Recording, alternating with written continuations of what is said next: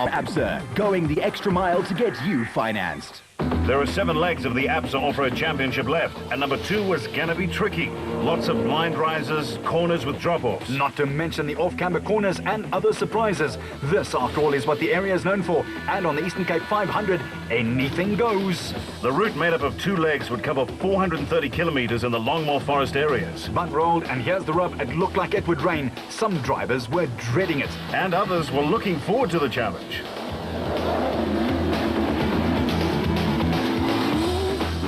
Berthold and Vermeulen got underway first with a 15-second gap ahead of the Castor Toyota of Cronje and Birken, but there was an enforced 1-minute dust gap for each competitor.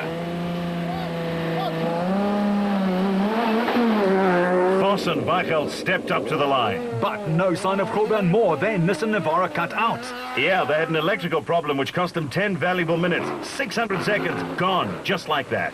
But Berthold and Vermeulen were smoking. In the plantations, the big Porter with its huge 7-litre engine was growling its way around. With Cronje and Birken still looking for their first big off-road win after last season's bad luck, where they were within sight of the finish line twice and wrecked it both times.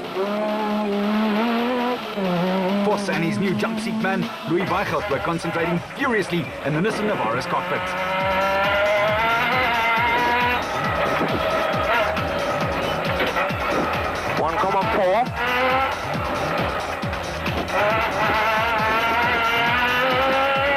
But fitness fanatic Voss now heads the championship log after his winning exploits in the season opener in Darling. The experience factor coupled with Nissan's unbelievably dominant record in the ABSA Off-Road Championship makes a big difference. Would it this time, though? Dollefson and Quinn certainly got it going well too, and their Navara 4-litre was reacting well, just 75 ticks of the clock back and maintaining contact. The Mickelin XL dealer Team de Brains had started off like an electrical storm and were up into 4th place. They shocked everyone with their continued good form. And in second in the specials, the Harpers had moved up 1 place when Harkis and Leek started 80 minutes late after being forced to replace a faulty alternator after spending all night repairing a crank seal leak too. Great day at the office, I'm afraid. Or should that be night? Yeah, Woolridge and Schulthammer and the Ford Ranger came into the viewfinder next and were steady as she goes. Hang on, in car we go. Watch the dust as they chase the Harpers. It certainly was tough out there to ride in the dust and find the right place to pass.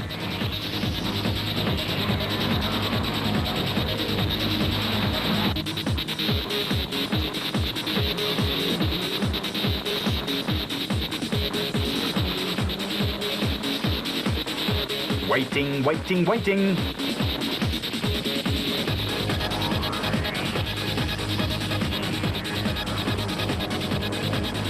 The screamer goes on.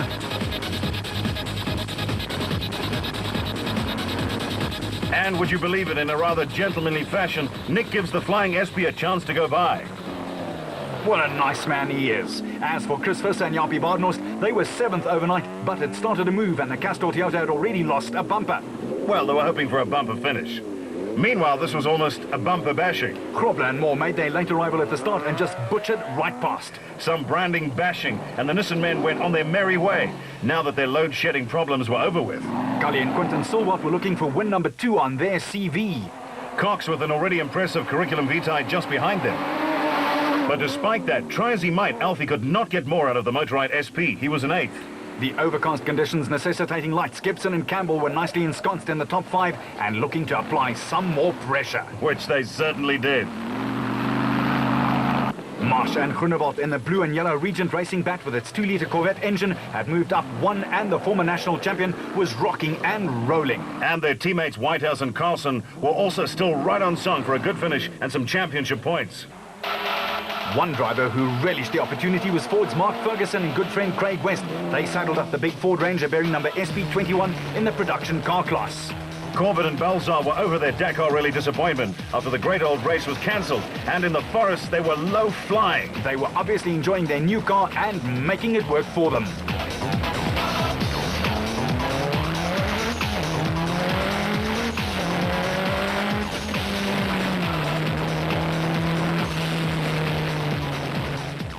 The Barkhuisens with the Ruricon Toyota Hilux had started having clutch pipe trouble, but were still holding their own in their SP. With the SB Ford Ranger 4-litre, Fontana and Guelph still 11th, having gone neither up nor down after the first 20-odd Ks.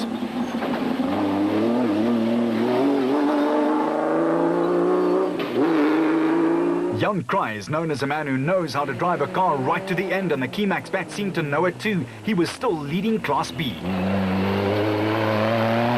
And in the new P-Class, the Bezuidenhout's were tripping along nicely, keeping their Rodenko Bat out of trouble, at least this far, and then promptly slipped a gear. Yeah, I think that's commentator's curse, I tell you.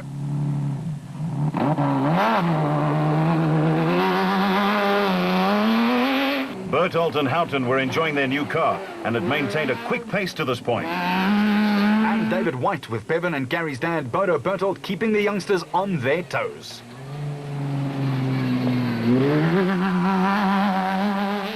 The Zermattens hold the world record for consecutive motorsport finishes and look determined to clock up another one here.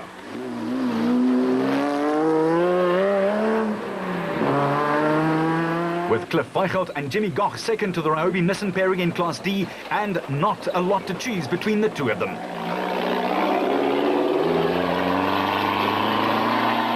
And then in Class B, it was the Rubicon Bat of De Bruyn and Brits who were making the pace and making their way up the order too.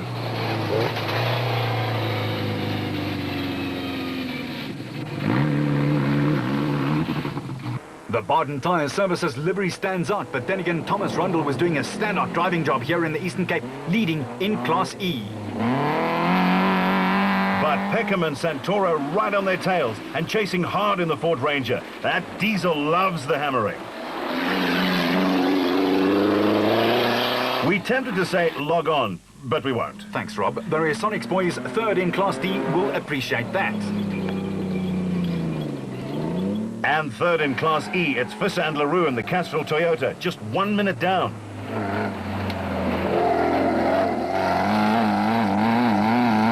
And going past some slower traffic, Shamir Varayawa and Siegfried Rousseau charged by in the Total Motorsport Porter Jimco with its 5.7 litres of grunt. They were 8th in class, but had made a big move. With Chris de Ploy and Henk van Vuren, the considerate racers who got out of the Shamir's way. Dewald van Breda and Peter du Plessis were cruising along, minding their own business, when they noticed a Nissan parked very skew. Baden tyres were not quite on their tyres anymore. Berthold and Houghton also managed to flip their brand new Hilux. The lads back at base in the pits would not have been too thrilled to hear about their misfortune. Surveying the damage, Bevan and Robin were heartbroken, but not as broken as the Castrol Toyota. And they weren't the only ones. Thomas Rundle and Brian Roberts had tried to do some ploughing of the Nissan. You have to till first, boys. What exactly happened, Bev? We were enjoying the roads. It was beautiful, very well marked, no real excuses. Came down quite a long, fast sweep to the left, and obviously in the mountains is a bit treacherous. We, I suppose you can say we braked a bit late. The car slid a little bit off. We nearly had it. We had it all the way coming back on, and at the end of it, there was a huge ditch. Went in a ditch and rolled down. So it goes like that. The car isn't too damaged, and I enjoyed this race. I'd like to come back here and do well. Well, that's the end of the road for Bevan and Robin, at least for this one. But the Toyota troubles were mounting. Visser and LaRue's Toyota sounded like a time bomb ready to go.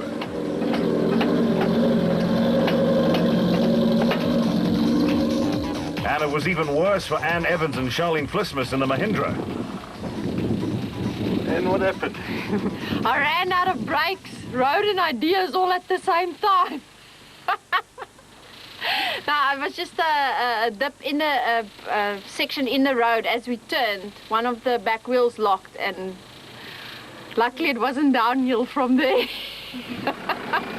Well, Ann, I guess that's your story and you're going to stick to it.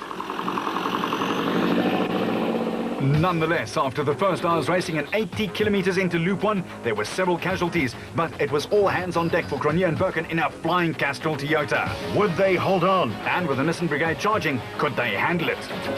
And in the specials, Berthold and Vermeulen with 7 litres of power behind them, setting the pace. But the Stalwarts had taken back 2 places and were in a fighting mood. With Gibson and Campbell in the Gibson Racing also taking no prisoners, it was all to race for. And someone who knew that better than most was Cronje and Birken. They'd gotten within a whisker so often. Their crew and team manager Whammy Haddad had all prepared the Toyota superbly, and now it was their turn to deliver. And yes, they knew it. Despite about a flu, Cronje was driving superbly. Voss and standing navigator Weichelt were also experiencing electrical problems. It seemed to plague the Nissan camp, and thus the wipers weren't working. From there, this wrong slot, and they had to stop to clean the windscreen several times. And Gary Berthold had problems of his own. He had picked up a dose of food poisoning, and he was feeling the effects of it in his car. He still battled on, but it cost him his place at the head of affairs. Berthold had dropped 2 places, and he could see this man coming in his rearview mirrors too. Tollefson in the third Nissan Navara, piling on the speed and the pressure. It was clear that the production cars were definitely quicker on this route, something that everyone predicted. And we were waiting for the other prediction too, the weatherman's call of rain. The De Bruins had recovered well after being forced to stop and repair a flat. While Woolridge and Scholthammer, both former champions, had maintained a steady pace, marrying car conservation and speed beautifully. Some of the drop-offs had to be negotiated at just the right angle. And these big 4x4s luckily have a lot of clearance height. Visser and Badenhorst up to 6th in the SP class. Krobler had no choices. He had to go hell for leather. Those 10 minutes of electrical problems cost him, but he had done a great job hauling back time. And Cox and Tersteger, the old firm, were holding station, albeit without a great turning circle. Awesome bodywork.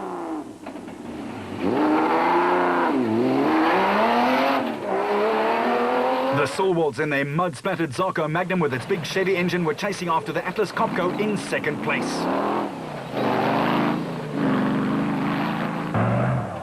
And Gibson, desperate to catch up, was so intent to move up another place that it cost him time here, third in the specials. And then he stalled it too to cap it all, Rold. 13 seconds gone, just like that.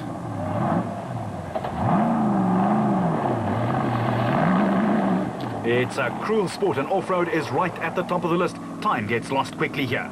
And talking about here are the Harpers, twice winners last season. But since the Ford Carnival City 400, it's been a rough ride for them. They were slipping back. Nardis Alberts and Colin Hunter in that big red Raptor bat of theirs had the drive of the morning, from 36 overall to second in Class A, with the second fastest time of the day. Brothers Johan and Etienne Bezuidenhout, who led Class P, had a gearbox failure, and that opened the door for the Ruacon team of David White and Bodo Berthold to take the lead. With the men from Alberton, the Zermattens in their Nissan Ryobi in the lead in Class D.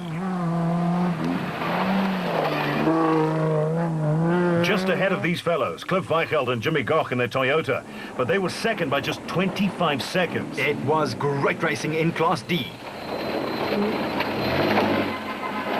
And Variawa and Rousseau were blazing a trail behind them, up from 38th overall and into the top 15. At the designated service point just under halfway through the 430 kilometers worth of tough racing, the Toyota smiles were broad. Cronje and Birkin were home first. And handsomely so. But as Mark says, you had to keep your wits about you. The route never really lets up. If you put a foot wrong, yeah, you're going to be in trouble, eh? It's a heck of a, tricky in a sense that it's tight and it frees up a bit, so you start getting into the rhythm again, and then bang, it catches you out again. It just tightens up, and it's extremely tricky, eh? How badly has the flu affected you, Mark? I think so far we've got a nice lead, so the flu's getting to me at the moment, so I'm hoping that we can just maintain for the next loop and get it to the end. Cronje clocked the fastest production time bar none on Loop 1. But surprise, surprise, next to arrive, the Ford of Woolridge and Scholthammer. They'd gained time on the Nissans of Voss and Tollefson. And what's more, the Toyota of the De Bruins too. The Peter Maritzburg-based Ford pair were up into second after starting ninth. A superb drive from the duo, who loved the concentration levels necessary to succeed here in the Eastern Cape. It's a very technical course and total concentration, 100% concentration. There's some serious drop-offs, like I've been back in Lesotho. I think if you go off, they'll battle to even find you, never mind get you out of there. And it's very slippery in places, very technical, lots and lots of concentration. But yeah, we're enjoying it. The car's going well, the marking's pretty good. So yeah, no problem so far. We're at the halfway point. We just got to keep going and do it again. Voss, third fastest on Loop 1, but looking rather worse for wear. With Tollefson and Evans 66 seconds later, complaining of not really settling down, Voss loved the challenge. It's a great route. It's up in the forest. It's very tricky, but very well marked. So you just got to make sure that you don't get overexcited and do something stupid, because if you make a mistake, you're going to pay a big price for it. And how did the Nissan go in the morning? We were doing really well until we lost power, full power on our dash. We had no windscreen wipers, nothing, so we had to go really slowly through the water splashes and then stop once or twice to clean our windscreen. So that allowed the Toyota to get a little bit ahead. But up until then, we were right there. We were sort of in the dust. And so I'm hoping they can fix it now, and then we can start chasing again. And the chasing Foss is what everyone wanted to see. Grobler made his appearance next, and a worried manager Glenn Hall checked things out.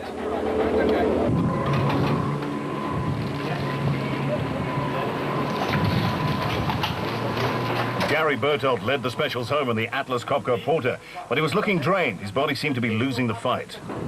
It's very much a bucky terrain race. The roads are pretty smooth and pretty tight. It's ideal for the four-wheel drives. So we've just moved over and let them past, and we're just trying to get a result. Unfortunately, I'm a bit sick. I seem to have picked up a bit of a bug, but it's quite tough out there, yeah. Tough, it certainly was. For the De Bruins, the dust meant trouble, and that aforementioned flat tire. Fast, tight, you have to be very careful. We were running quite good. We were catching Olofsson, and we were unfortunately in his dust. He hit a tree stump, and well, it was our first flat for the day, so we put a new wheel, and we lost a couple of minutes, 2-3 minutes, but it's still a long way to go. Cox and De Steerger clocked 2 hours and 46 minutes, 7th fastest for Loop 1. No, look, it's a lot different. I mean, the Leidenburg race, we spent about, maybe 40 kilometers in the forest. We've been the whole day riding in the forest, and it's a bit monotonous. Second, third, fourth, you can't let the car go. But I think it's the same for everybody.